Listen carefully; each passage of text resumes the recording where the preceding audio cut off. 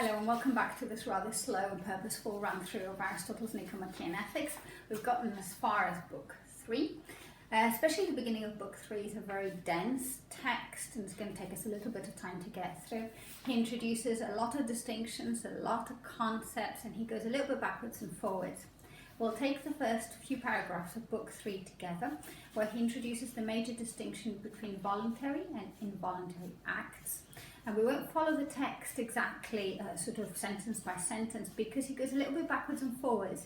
He starts off by saying a little bit about voluntary, then goes straight to involuntary, then goes to mixed acts, says something about non-voluntary, back to voluntary. It can get a little bit confusing. So we'll look at the first few paragraphs together and the distinctions that he makes there.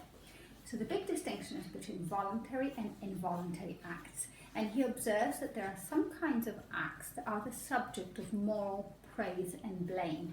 The kind of things that we hold people responsible for, and we say, well done for doing this, or you shouldn't have done this kind of thing, you're at fault for doing this kind of thing. And then there are a different kind of act which are not the object of moral praise and blame. They can be regrettable, but they're not the proper subject of moral responsibility. So here's an example of how it could be different. Suppose you choose to take your boat from A to B, then this is an act that you have done voluntarily, and your boat goes from A to B because this is part of where you wanted it to go. Suddenly a wind blows and pushes your boat to area C, which is somewhere you never wanted to go. This is an involuntary act that you have arrived at C. And this tells us a little bit about the distinction between the two kinds of acts. Involuntary acts, the origin of the act is the agent himself. It is you who is taking the boat towards B. In involuntary acts, the origin of the act comes from outside of the agent. It is the wind that is pushing you in direction C. And also there's a difference about knowledge. Voluntary acts are done knowingly, and involuntary acts are done through ignorance. Okay, that is the beginning. Then things become much more complicated. He recognizes fairly quickly on that there are some acts that are mixed, but typically for Aristotle, remember he's told us this point a number of times, he says that you can't always tell in advance which acts are mixed or very clearly define the boundaries between mixed acts. The whole point of them is that they are mixed between voluntary and involuntary in a very complex way that requires a lot of extra thinking about them. So, like a complex matter, it's not going to have a very precise answer. Here again, we're in a situation where the answer is going to be complicated and difficult. But nonetheless, he gives us two examples of potentially mixed acts. An evil tyrant has forced you to do something by threatening your children. In a sense, the act comes from you. You did it. But in another sense, it was the tyrant that forced you to do this. So it's not clear what kind of act it is. You did make a choice, but it is a kind of choice that no reasonable man would have done had it not been for the threat of the tyrant posed to your children. The second example he gives is one where bad weather forces you to throw the ship's cargo overboard to save the passengers. Now, this is not a choice anybody would make in other circumstances, but it is a choice you actually made. So it originated from you, but only because you were, in a sense, forced because of the really bad weather and the fact that there was no other choice. Okay, deciding which acts are mixed will depend on the particulars of the act. And the other thing that depends on the particular of the act is what counts as ignorance. Remember, the voluntary acts are done knowingly, the involuntary acts are done through ignorance. So what does that mean? What does it mean to be ignorant of aspects of the act? Again, he identifies many different ways in which we can be ignorant of aspects of the act. You can be ignorant of who you are and how do you stand in relation to other people in the act. You could be ignorant of the act itself. You may not know how a catapult works, for example. You may set it off by mistake. You may be ignorant about the object of the act. You may mistake your son for an enemy. So you think you're acting towards an enemy. who turns out to be your son. You may be ignorant about the instrument of the act. You have a stick that turns into a spear when you press a button, but you are not aware of this.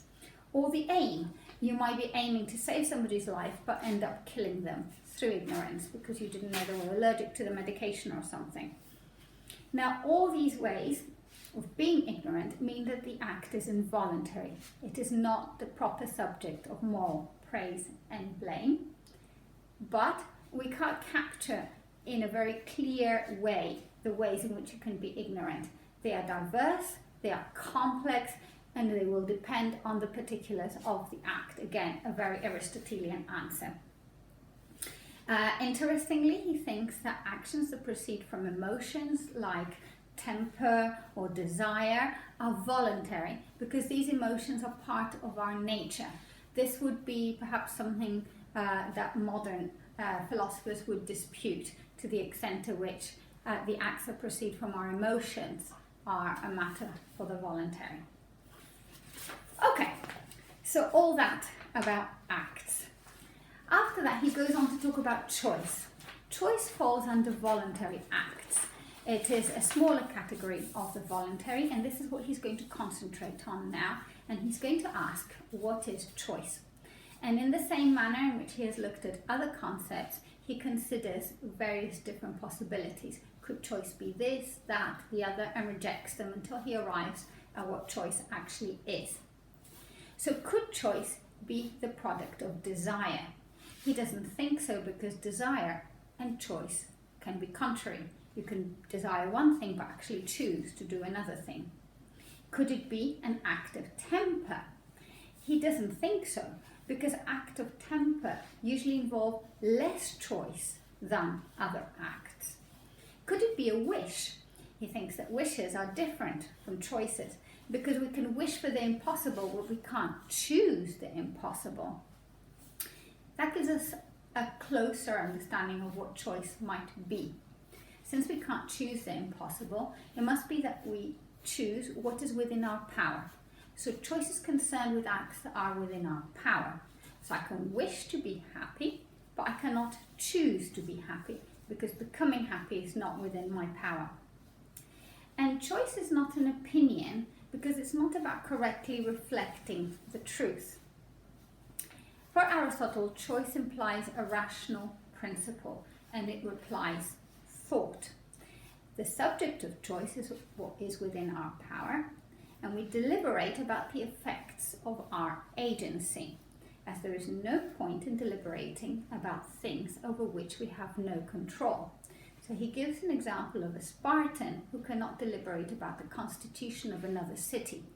The constitution of another city is not something over which a Spartan has any control. He doesn't get a say in how other cities are governed. So he can't make the constitution of another city the subject of his choice and deliberation. So we can only deliberate about things over which we have control, and we have control over the effects of our agency, especially the effects of our agency that are complex and where the right course of action is not clearly defined. And because it's not clearly defined, that's why we need to deliberate before we act. He also says in a rather important passage that we deliberate about means and not about ends. Now this can be quite difficult to grasp. He gives the example of a doctor. He says a doctor doesn't deliberate about whether to save the patient or not. This is because he thinks it is part of being a doctor that you are committed to medicine, and medicine's end is necessarily health, to save the patient. That all these things are conceptually connected. That if you say, I am a doctor, it means you strive to save a patient's life and to make them healthier. So that kind of ends deliberation is not possible for you if you're already a doctor. You've already adopted these ends. So what it is possible to deliberate about if you're a doctor is how to get to these ends. What is the best way of treating this particular patient? So we deliberate about means. And choice is the end of deliberation. We think about the means, and choice is the expression of that rational deliberation when we say this rather than that. Okay, he goes back to wish for a moment here. He says the object of a wish for many people is the apparent good, what seems good to them. And we are all easily swayed by our pleasures. We have these pleasurable things that can affect what it is that we wish for. But the object of wish for the virtuous man is the good. The man of good character is oriented in his wishes in a particular direction. He's not swayed by whatever pleasures he happens to come across, but even his wishes are ordered towards the good. Okay, back to choices. So if the source of our actions is ourselves, remember voluntary actions, the source of the action is the agent themselves, then we have the power to do the right thing and we have the power to do the wrong thing. In this discussion of choice, there is a specific way that Aristotle talks about virtue that corresponds to the same way he talks about vice. While virtue is positive, obviously, and vice is obviously negative, they have the same structure. And the structure is that they're both underpinned by choice. We have the choice in the same way to choose virtue as we have to choose vice. And this, he says, we can see if we look at our common practices with respect to rewards and punishments. We reward and punish people when the source of the action is in themselves and we feel they have the power to choose this particular course of action. He goes back to ignorance now. I told you these passages are very complicated. He goes backwards and forwards. And well, before he has told us that there are many sources of ignorance which make the act involuntary. Yeah, you don't know that this is a catapult and you trigger it unknowingly and you kill someone with the stone that was in the catapult. This is an involuntary act that you are not responsible for because it came out of ignorance. Here he has a caveat to this idea, and he says that responsibility for voluntarily doing vicious acts can be punishable even though one is ignorant if one is responsible for putting oneself in a state of ignorance. So the drunk is punished even though while he performed the act he was ignorant of what he was doing because of his state of drunkenness, but he's responsible for putting himself in a state in which he could be drunk and therefore behave in that way. This is a very important point in Aristotle. For Aristotle, there is a long explanation of how one becomes virtuous. This is a developmental theory, and this is an important point in part of the development. We may be in certain states, like drunkenness or licentiousness, in which we behave badly. And you might say that while you're in that state, you're not responsible for it, but you're responsible for putting yourself in that state, for Aristotle. If you spend all your time indulging yourself in pleasures, then you become licentious. Once you're licentious, you're overwhelmed by these pleasures, which take over your choices, but you're responsible for putting yourself in that position in the first place. In the same way that you could have abstained from drinking, you could have abstained from indulging in the pleasures that shaped your character in that particular way. So what we're looking at here is a long developmental picture where we're responsible for the kinds of character states we cultivate.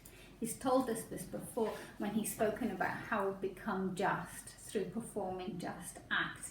It really matters the quality of the acts that we choose to do, because it goes towards making us a certain kind of person. If we choose to indulge in a lot of pleasures, then we will become licentious. We'll have a state of character in which we can no longer resist pleasures, but we are responsible for putting ourselves in that position. Okay. He also thinks that we are similarly responsible for physical defects. He doesn't think that we are responsible for being naturally ugly or naturally physically weak, but he does think that if we neglect ourselves and we neglect our bodies, we can be blamed for this. So a naturally blind person is not blameworthy for their blindness because the origin of the action is not in the agent. But a person who becomes blind through excessive drinking, is Aristotle's example, is responsible for that because they are the origin of their blindness. Okay, so we have an account of virtue and vice, which is structurally similar. They are both voluntary because we have control over our choices and our actions. So the choice to be virtuous is structurally similar to the choice to be vicious. It's a voluntary act that originates in the agent and is done in knowledge of what one is doing.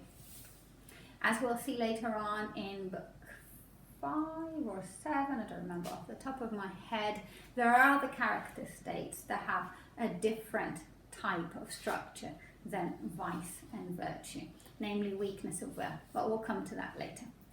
For now, he offers a very useful summary of what has happened so far. What do we have? Well, we're looking at the definition of virtue. What is virtue? And we know that virtues lie in a mean. This is the doctrine of appropriateness, remember? That for every virtue there is an emotion that has to be exhibited to the appropriate amount. Not too much, not too little. Too much and too little are both vices of excess and deficiency. So virtue lies in a mean. They are dispositions. Virtues are dispositions. They are character traits, tendencies to behave in a particular way that are acquired through practicing them. So importantly, they're cultivated, they're developed, they're acquired through a long process of practice and habituation. You become just by doing just things. And they are under our control and they are voluntary. They are the subject of choice. Virtue is done knowingly and for its own sake. And it is determined by the right principle. So our actions are voluntary and our dispositions are voluntary, but only in their formation.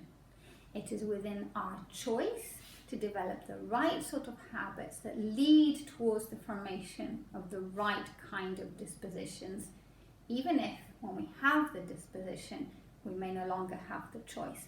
But what we can control is where we head towards, what character traits we cultivate.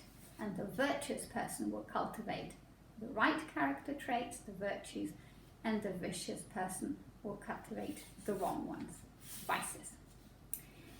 Okay, we're going to stop there, even though this video is shorter than the others, because this section of the book is just really complex and it takes a bit of thinking. And because now he moves on, he's going to look at each of the virtues that he has mentioned previously in book 2 with their corresponding vice of excess and vice of deficiency, and hopefully it will become a little bit easier to understand what it means for the virtue to be the right amount, the appropriate amount, and how one can go wrong with too much and too little when we look at each of the virtues in turn. That's what we'll do at the next video.